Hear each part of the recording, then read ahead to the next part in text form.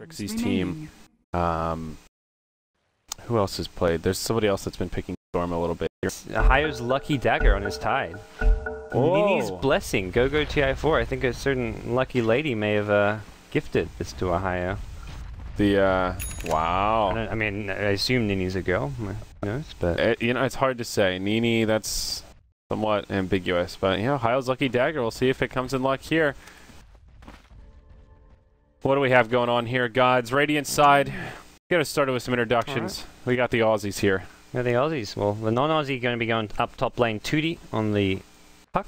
Mid lane. KP will be on the mid void, putting Risk on the support. Ogre Magi. Musica will be playing a safe lane Razor, and Godot on the line. Down bottom supporting, and CSW standard defensive tri lane. Do their pulls, zone out the offlaner, get their farm. Like, this is just classic CSW. Nothing crazy about it. KP will be racking up the farm, and good calling that faceless mid. We'll see how it ends up working out. Goes Quelling Blades, Stout Shield, Slippers, and a couple of pooled Tangos.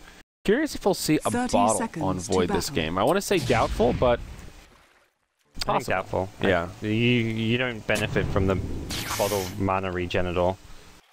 He'll rush the poor man's shield and then maybe goes Aquila. But I think you just rush your Treads Mask of Madness even. Yeah, I think that makes sense. The nice thing about grabbing the bottle is just so you can hold runes. If you're in access to the runes, it's not really for the mana regen, just so you can get a haste and hold it, or an illusion, or what have you, and kind of use it appropriately. Look at Malaysia. It's the Sentry Ward that plagued invasion on this hill. And they put it in the right spot. This is the spot that he was using yesterday. He did this like two of the 3 games on Radiant, and he put this ward every single time, and the Sentry missed by putting it too far to the right. Like, they put the Sentry here, and the Observer was over here. Malaysia saw that, and they're like, we're not going to fuck this up. Guess what? So you fucked it up. The Observer ward's at top lane in the jungle. A very weird spot for the offlaner, but at the end of the day, your offlane ward, the main thing is just don't get dewarded. Do a different spot every game, and that's exactly what he's done. Yeah. No, it'll be a successful ward. That's really funny, though. You kind of had to be there yesterday to see the warding struggles, but yeah, that was pretty hysterical. Dire side, we've got Team Malaysia up 1-0 in this best-of-3 series. It'll be Ohio offlane on the Tidehunter mid. That'll put KYXY on the Naga Siren, so they will switch things up a bit. Net will take the Skywrath Mage. Mushi will be their safe lane farmer on the Storm Spirit, and that puts their stand-in Kenshi on the Witch Doctor here in the jungle. Early pulls should get the double pull through, and yeah, we'll see the same from both teams. There is a block onto this double pull, and Malaysia going to look to Ohio's going to give him a bit of a rough time. Even just a Sentry Ward means that this single pull is going to push out the lane, and Ohio should get some experience off of this. Yeah, this is one of the most irritating ward spots here, because you have to chew through, I think, at least 2 trees to get to it if you want to try and de-ward. And I don't think CSW scatter, because if they scatter, they can at least stack the small camp, and then you deny most of the creep wave. But they didn't figure it out, and yeah, now they got this big creep wave going the way of Ohio. Rather unfortunate for CSW, and Ohio, yeah, almost level 2. He's doing all right. He'll be patient. Mid lane, KYXY doing a lot of work on KP. Void will catch up now, but tanks some decent damage on this Nagi. Opens with a 1-1-1 build.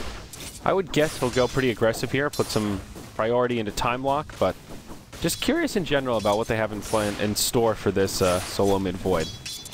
So he's had a bit of a rough time also because the courier went bottom with sentries, where he wanted to get the fast 4-man shield and extra tangos maybe. Well, he actually already got the extra tangos, but constant Riptide harass, and they haven't found the sentry. It's in range.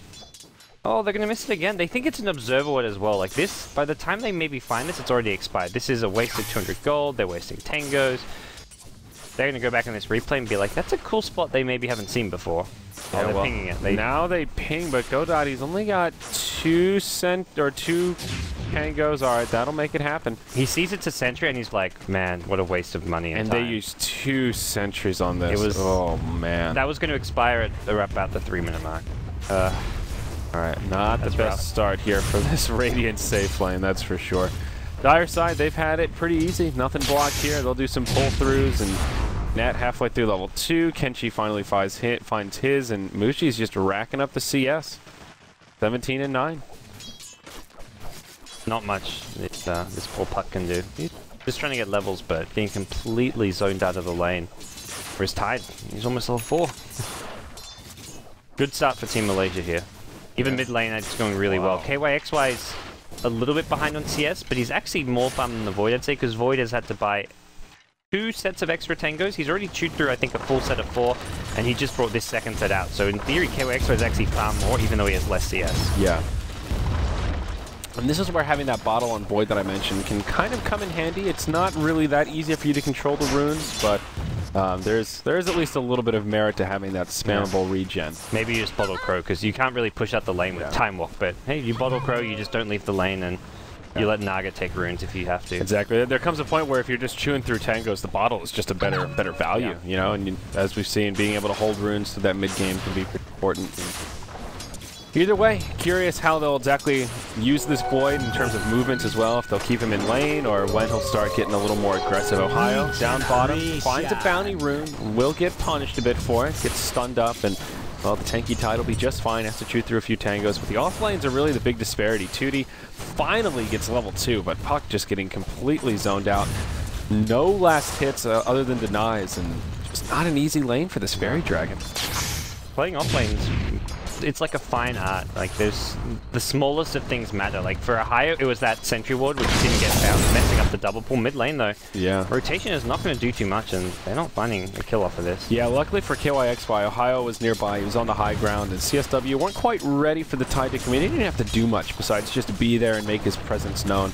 Grabs a point in Gush, so he can participate if need be, but 2D up top gets silenced. Net comes in, and this could be your first blood. Do they have the damage? Beautiful phase shift as the cast comes flying through, and they can't find the kill, but a close one. If that stun had connected, I think that would have been a dead Puck. Luckily, just level 1 Ancient Seal, so I wonder if Skyrim will even consider maxing Ancient Seal over Arcane Bolt. Maybe a good game to do it against Puck, Void. Yeah, mostly even just those 2 heroes alone having the extra duration on silence could be a nice little difference. Yeah. Kenshi going for the standard Witch Doctor build here. No points in the Maledict, but recently I've seen Witch Doctors kind of experimenting out and not going straight for that Voodoo Restoration, and some of them prioritizing the Cursed Ground. But Kenshi not one of them this game. Been pretty solid though. Like, his Wraith King last game was good. Like, for his stand-in, he's played really well as a support. Yeah, would not have noticed that it was a stand-in if I didn't know better. Yeah. Mid lane, Void could be going for a Midas. Gloves of Haste picked up. Could just be fast treads into the Mask of Madness as you talked about. And I think maybe more likely, but KP likes his Midases. I think, little suspect. I think you're on point there that this will be a Midas. It's just, you get so much offensive capabilities from the Midas as Void with the extra attack speed, more time locks in Chronosphere, more overall damage. It's a good item. I think maybe when he gets that, we'll see like Lion or Ogre come mid and look for a gank with the Chronosphere. He'll have levels. He's already level 7, so he'll have max time lock in just a second here, which is a lot of damage output for Chronosphere. Yeah, this is sort of becoming the new popular build on Void as I see it. More often than not, time lock getting the priority, and praying to RNGesus. Down bottom, Ohio may find himself in a rough situation as the Ogre coming around the tree line, thinking about some initiation. Tide will get level 5, and maybe that means a 3rd point in Kraken Shell. Gonna hang on to it, but in comes Risk, hits him with the Fire Blast. Now Godot's there, he's losing a lot of damage from the Razor, gets stunned up, climbs the field, not enough to bring him down. Net will TP in. And they repel. Now Mushi, he'll clean it up. He finds the first blood on Godot. Now Musica gets silenced. He'll get punished as well. Double kill for the Storm Spirit. Great rotation from Mushi. And after all that, they keep the Tide Hunter alive. That's a big punish. They weren't, I don't think they were killing the Tide anyways, which is where CSW make a big mistake going for that, so. Yeah. I mean, we talked about maybe getting a bit more aggressive in the early game, but they've got to kind of pick their battles, and picking their battle on an off-lane Tide who's already level 5 is not one you want to try and take. Yeah, especially against the Storm Spirit too. That's a hero that, even though he's in the safe lane, you don't really expect him to rotate. You know that he can. And, I mean, this is where we talked about Orchid timings during the draft, and Mushi, he already has an Oblivion Staff halfway, more than halfway to the next one. I mean, we're looking at more like 11, 12-minute Orchid at this rate. Forget about 15. And that snowball's going to get rolling pretty quick.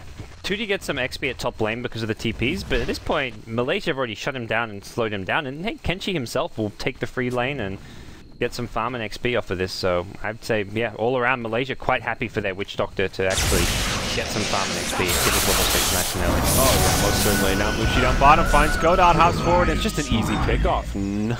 Especially with the Skywrath on top, it's like a mini Orchid already with that Ancient Seal. Mushi just brings him down.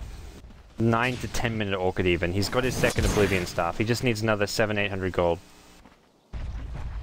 Very scary stuff. Yeah. There's a stack waiting for him. He's like, yeah, do you want this Naga? I kind of want it myself. This is like my Orchid, and Mushi's going to try and take it. Yep. Yeah, just a double stack here, but still exactly what the doctor ordered. Tide is level 6 now. He's got just a 2 stack of Ancients to play with, but still some nice recovery farm there. And Naga in the mid. How are you looking, KYXY? Aquila Brown Boots, Bottle, and a Quelling Blade. Pretty straightforward stuff, but 9 minutes in, KYXY's farm, well, not too bad. 3.3k on net worth. I feel like the teams who have seen do mid void well, like I think Newbie have done a few games of where they played mid void really well. There's almost always been a gank or two around the time void hits like level 6, level 7. They also normally have a hero like a Skyrim, and there's a gank coming in. KYXY is going to be the target. He's going to find the real one, finds it with that first bash, but he doesn't even come close to going down. Yeah, he ignites an illusion, and now they'll turn it around. KYXY sets it up. Ravage. Will they have enough damage? Storms here, and there you go. High up gets Hex, but KP goes down first. Now 2D coming in to get the kill on Ogre. 2D will get silenced. The zip forward. Pudding pop, says Mushi. And this is just a bloody disaster. There's your Orchid. He's got the money for it, more or less. The tier 1 tower will tip him over, and they get the courier. What was on it? This game's very snow. Like, this is a full-on snowball right now. Razor trying to just sit on the farm but everything else is going terrible. Really perfectly timed Ravage there from a higher. Void went for the time lock after the sleep, but the house time just was working against him. Oh, that was actually the Dire courier that went down. Pardon me. Oh, okay. That's not too bad. That's actually good for CSW. That's why I was looking. I was like, how are they still using it? Oh, it's a Dire Miss Micro. Okay. So yeah, Razor has his mech on the way. Is that actually the completed mech recipe? Yep, sure is. So he's got to show up and do. I don't even know what he can do. Yeah, I mean that's like one of those things. It's good, but already 4,000 golden XP behind, 10 minutes in, and this puck's about to die. Storm's going to pick up his Orchid, TP top, and just solo kill this puck. I think. Yeah, that's the calling it here. This is the he's a pocket corner hole. Like, you look around the map and you see a Puck. Puck thinks he's safe because he's got Orb, Phase Shift, and 10 stick charges, but I don't think that's the case.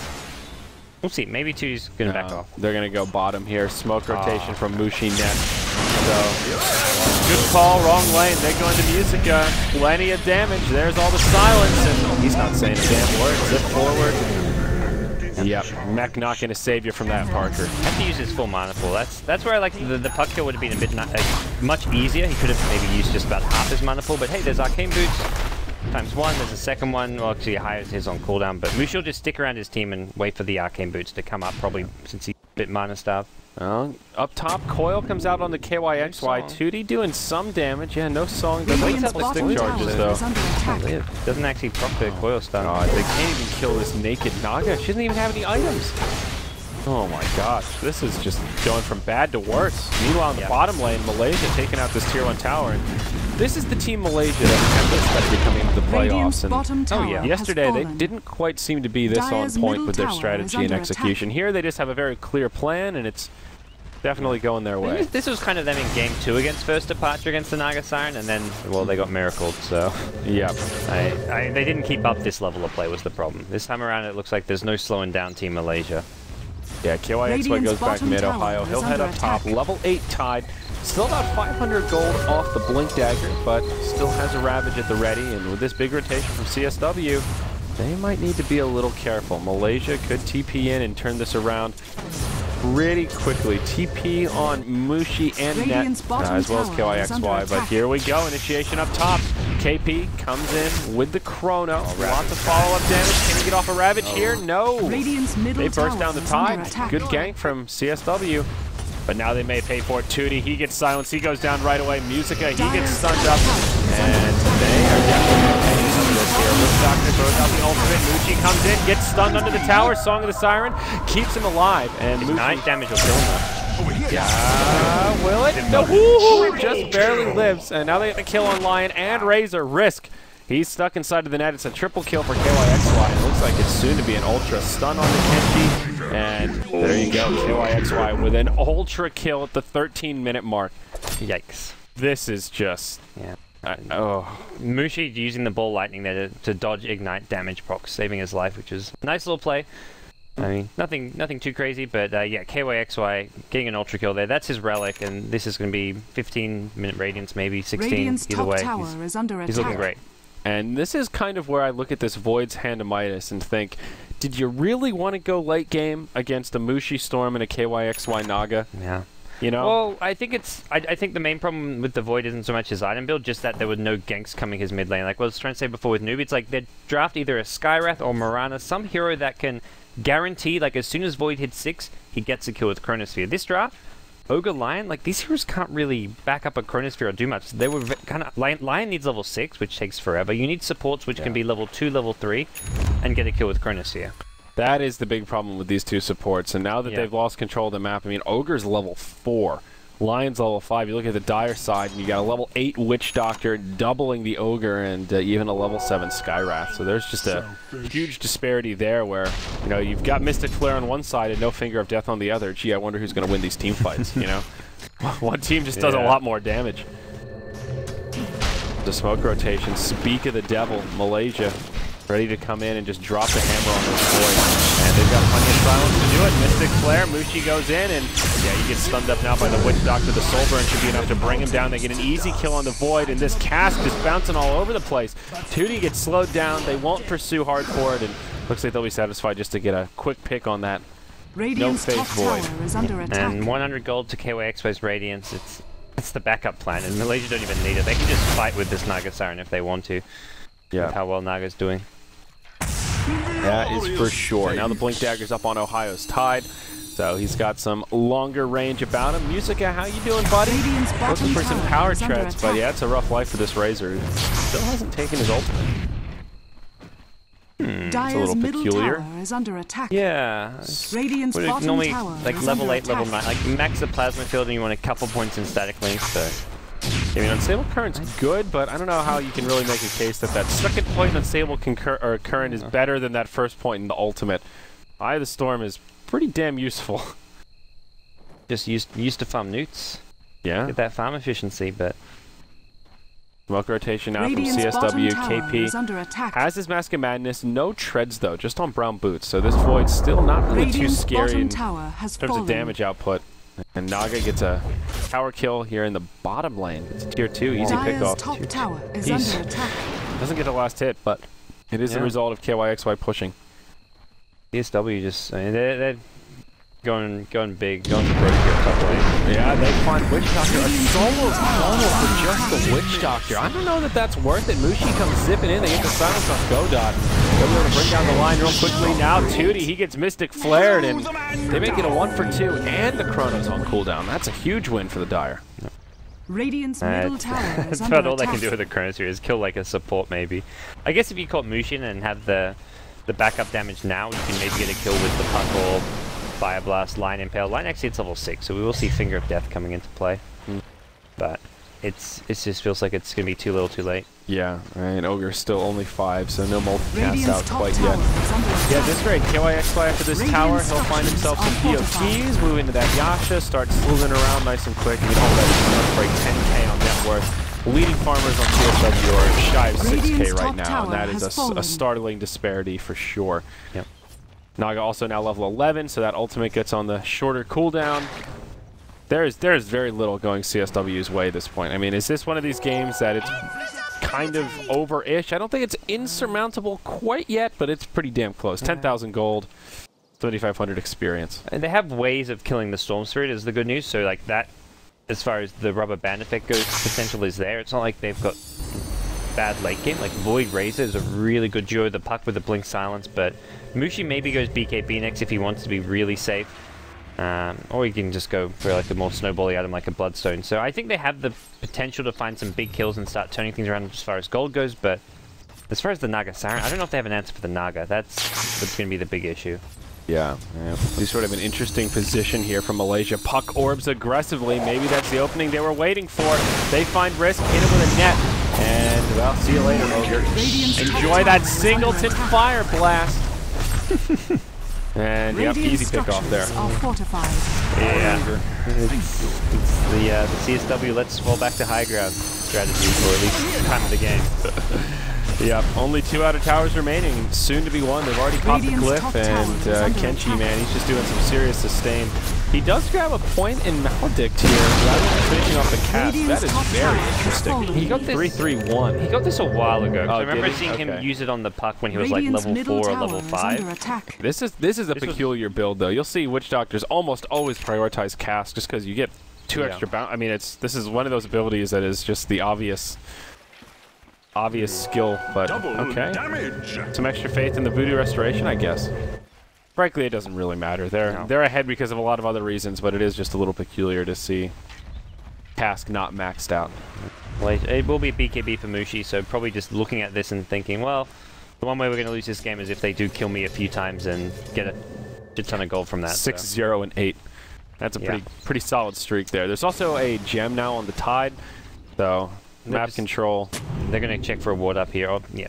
They'll reward The themselves. wards for CSW are surprisingly aggressive right now because they got one here on the high ground, one up here.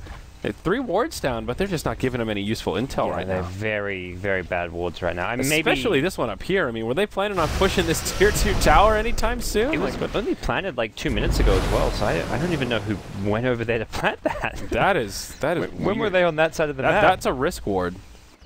So Okay. I don't know when he got it. He's taking some risk by going over there. I mean, jeez. Hold that thought though. As they speak the devil. Ogre even death ward that guy. Oh, what a sad Ogre. Oh, it's a missed chrono. The Ravage will come through. Does a little bit of work there. They get the kill on the Lion. Now Musica in some trouble. Ensnare into Mystic Flare. That'll be enough to bring down the Lightning Revenant. And it's a quick 3-0 as KYXY joins the Monster Kill Streak Club. The monster match.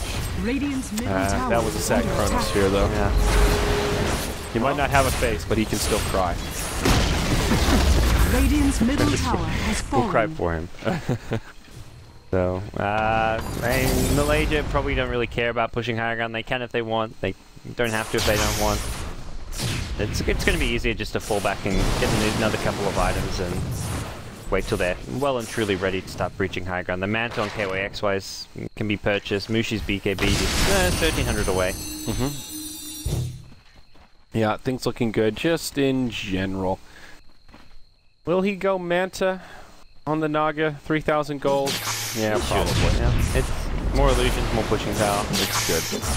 Very interesting use. Yeah. And Kenshi, I think you mentioned working on an Ags. Yeah, he's got a point booster. He's getting there. Radiant item progression. It's just not there. Musica, I guess, looking towards a BKB, but he's still looking. I mean, right now it's not even like item progression, they need level progression. The support's hit level 6, but it's still like no level 4 Impeccable, no level 4 Fire Blast. Oh boy, Radiant Jungle, they find KP. The silences are what's just tearing apart CSW. Now 2D comes in, gives them a taste of their own medicine, hits them with a silence, coil on 2, but Storm just does not care. Brings down the Lion, now they get the kill on the Ogre. 2D will be able to TP out, but they just walk through, hit him with a silence, and what can CSW do? I mean, KP was just done for. Naga will be healing up and then maybe TPing in, ready to break high ground. With Manta and Mirror Illusions, there's going to be a lot of pushing potential. Yeah, it feels like Malaysia just kind of playing with their food before they eat it at this point. They have such a lead that they can just invade the jungle, kind of slowly tighten the noose. They could run up the base. They can do kind of whatever they want. I'm a little surprised they haven't gone for Roshan yet, though. They haven't got the best Roche lineup. I guess they probably feel it's not worth the time it takes. Like, they can farm faster in the lanes and jungle. Like, Roche is inefficient for their item progression, but it's obviously good. They get the Aegis, they can break high ground. Yeah. There's a lot of room to grow as far as items from Malaysia, and that's where I think pushing high ground now actually isn't exactly a good idea. So, despite the fact they're really far ahead and I don't see them losing this game, it's just like, they can't push high ground yet just because how Dota is. Yeah. Dota 2.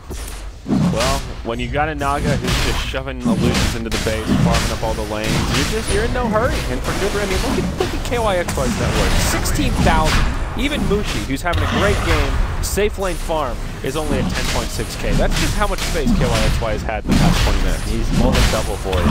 I mean, yeah, it's pretty disgusting how much he's farming, and this is The one good thing for CSW here is that Naga pushing in the lanes means that they have creeps to farm close to their base, so they are able to get some less than 2 get a big wave coming down bottom, but it just doesn't compare compared to what Malaysia are able to do around the map. They will bring down Roche, and Storm Spirit, one of the best Aegis carriers in the game. That'll give Mushi a second light. Yeah. The only item coming CSW's way is the Razor BKB, and it helps a little against the Storm, nuke damage, the Tide, Ravage, but there's Death Ward, there's Naga Illusions, there's Ensnare, like...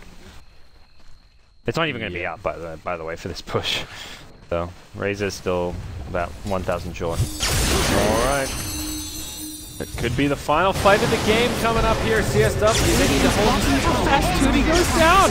Oh, the Fairy Dragon, he just gets obliterated. Now Musica stealing some damage from Mushi. Go dot, will miss the Earth Spike. Mushi BKB on, just hops forward. He's a little low on mana.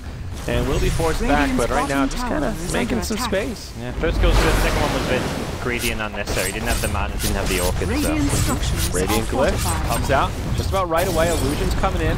And just squishing them up. I mean, look at this. This is just Illusion. Oh, the Illusion's juked the Impale. He's almost going to kill Godo in the fountain. Well, that was a nice Illusion micro. He dodged an Impale with the Illusion. That sums up this game.